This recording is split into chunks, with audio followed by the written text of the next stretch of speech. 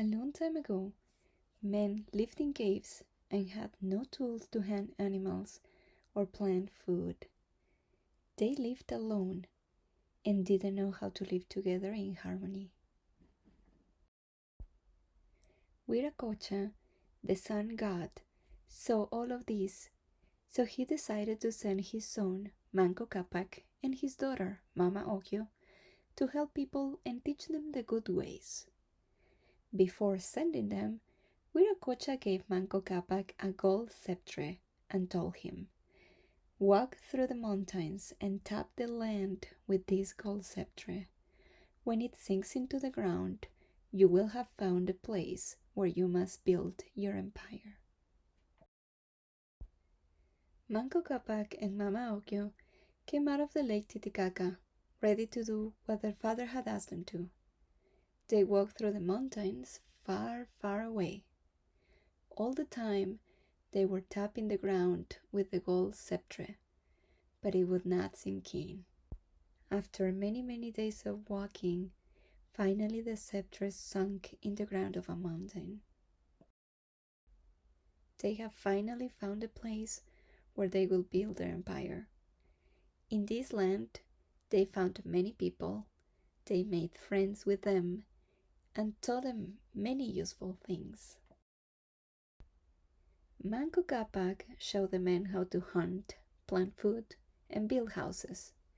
Mama Occhio taught the women to cook, clean the houses, and make clothes from the wool of the animals. Together, they built a city and they named it Cusco. Cusco became the center of the Inca Empire. This is my favorite story because I know this story since I was in kindergarten, and it explains how an empire and a new civilization was formed. It is also my favorite because of the connection that I can feel with my ancestors, the moral values and the beliefs that were transferred to our generation. And it also means education and cultural preservation. This story has a beginning, a middle, and an end. The beginning involves an emotional impact because the god, which is Viracocha, was worried about the people in the earth that didn't have anything to eat or to dress, and decides to take action into the problem.